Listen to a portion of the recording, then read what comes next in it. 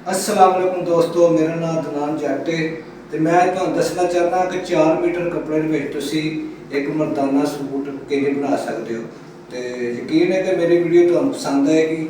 Video ਪੂਰੀ ਦੇਖਿਓ, ਤੁਹਾਨੂੰ ਪਤਾ ਚੱਲੇਗਾ ਕਿ 4 ਮੀਟਰ ਦੇ ਵਿੱਚ 42 ਇੰਚ ਲੰਬਾਈ ਦੀ ਕਿੰਜ ਤਰਤੀਬ ਲਾਣੀ ਹੈ। ਆਓ ਵੀਡੀਓ ਸ਼ੁਰੂ ਕਰਨੇ ਆ। ਇਹ ਭਾਈ 4 ਮੀਟਰ ਕੱਪੜਾ ਹੈ, ਇਹ ਵੇਖੋ, ਇਹਨੂੰ ਸਿੱਧਾ करना है। सीधा करके भाजन इन अज विछा लेना, विछा के कैंची के नाल कपड़ा सीधा कर लेना। कई दर्जी ने अंज कैंची ना काट देना, नहीं वो तरीका गलत है। इंज फाड़ना कपड़े कपड़े फाड़ना, ठीक है। उस तो बाद इन्हू तुसी धागे धुगे जिहड़े साफ कर लेने, ठीक है। उस तो बाद भाजन सूट अज विछा लेना। उन्हें सूट की लंबाई है 42 इंच लंबाई है।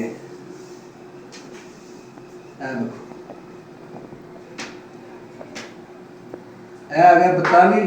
ਇਹਦਾ ਘੇਰਾ ਜਿਹੜਾ ਚੌਰਸ ਹੈ ਇਹਨੂੰ ਅਸੀਂ 2 ਇੰਚ ਵੱਡਾ ਰੱਖਣਾ। 42 44 44 ਨੂੰ ਕੱਟ ਦੇਣਾ। ਜਿਹੜੀ ਡਬਲ ਹੈ ਤੈਅ ਲਾ ਦੇਣੀ ਹੈ।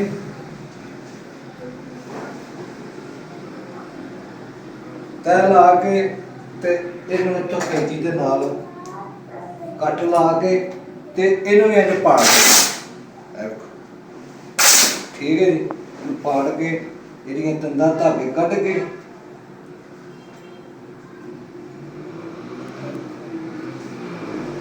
हुण इस कपड़े नूं इंज विछाना है। इस कपड़े नूं इंज विछा के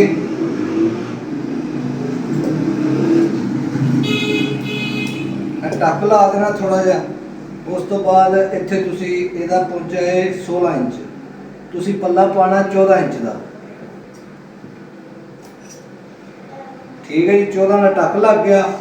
उस तो बाद इहदा घेरा वे 3.5, ए 3.5 आ गया। फिर भी तुसी 2 इंच वध रखना है, 5.5, ठीक है। वो तुसी वेखो, वीडियो वेखो, तो खुद पता चल जाएगा कि ये बात क्यों रखा है। इनू भी अज फाड़ना है,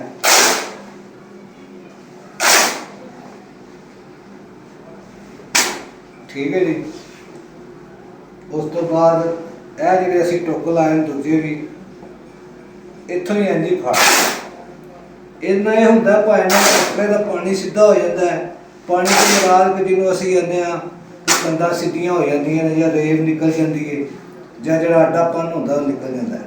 ਇਹ ਵੇਖੋ, ਆ ਕੱਪੜਾ ਬਿਲਕੁਲ ਸਿੱਧਾ ਹੋ ਗਿਆ, ਠੀਕ ਹੈ ਜੀ। ਉਸ ਤੋਂ ਬਾਅਦ ਤੁਸੀਂ ਇਹਦਾ ਧਾਗੇ ਕੱਢ ਲੈਣੇ ਜਿਹੜੇ ਨਿਕਲਦੇ ਨੇ। ਬੇਫਿਕਰ ਹੋ ਕੇ, ਕੋਈ ਮਸਲਾ ਨਹੀਂ ਹੈ, ਕੁਛ ਵੀ ਨਹੀਂ ਹੁੰਦਾ ਹੈ, ਠੀਕ ਹੈ ਜੀ। ਇਹ ਸਾਡਾ ਸਾਹਮਣਾ ਬੈਗ ਤਿਆਰ ਹੋ ਗਿਆ, ਠੀਕ ਹੈ। ਉਸ ਤੋਂ ਬਾਅਦ ਇਹ ਸਾਡੇ ਪੱਲੇ ਨੇ ਸਲਵਾਰ ਦੇ, इनू भी कन्नी ने फाड़ लेना, ठीक है, ठीक है।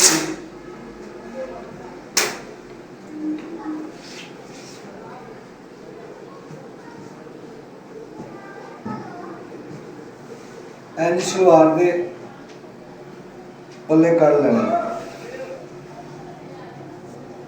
अजे इस्त्री नहीं मारनी है, तुसी वीडियो अगली वीडियो वेखनी जिहदे विच मैं इस्त्री मार के मुकम्मल लैवल करके तुहानूं आवांगा। यह वेखो, पल्ले निकल आए, ठीक। 2 पीस हो गए, एक सामना बैग, यह सलवार के पल्ले, ठीक है जी। उस तो बाद साडे रह गए कुंदे दे बाजू।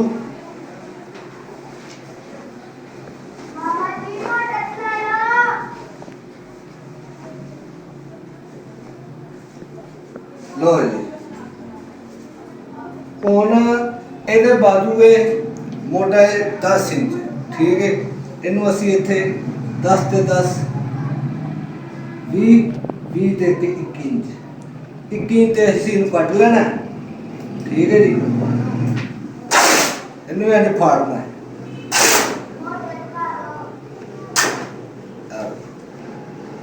धागे काट लेने ने। ਭਾਈ ਨਾ ਇਹਨੂੰ ਇਸਤਰੀ ਵੱਜੇਗੀ, ਜਦੋਂ ਤਿਆਰ ਹੋਏਗਾ ਤੁਹਾਨੂੰ ਵਾਕਈ ਪਤਾ ਲੱਗੇਗਾ ਕਟਿੰਗ ਹੋਈ ਹੈ। ਇਹ ਤੁਹਾਨੂੰ ਦੱਸਣਾ ਚਾਹੁੰਦਾ, ਜਿਹੜੇ ਸਾਥੀਆਂ ਨੂੰ ਨਹੀਂ ਪਤਾ 4 ਮੀਟਰ ਦਾ ਸੂਟ ਕਿੰਜ ਬਣਾਉਣਾ ਹੈ, ਕਿੰਜ ਵੱਢ ਲਾਣੀ ਹੈ। ਲਓ ਜੀ, ਇਹ ਬਾਜ਼ੂ ਹੋ ਗਏ, ਠੀਕ ਹੈ। ਇਹ ਭਾਈ ਕੰਨੀ नहीं ना रहने देनी, कंनी जो भी है उसे ना आपने खत्म करना है। ये देखो ये भी धागे निकल गए, ठीक है जी। ये देखो ये सलवार के कुंदे हो गए।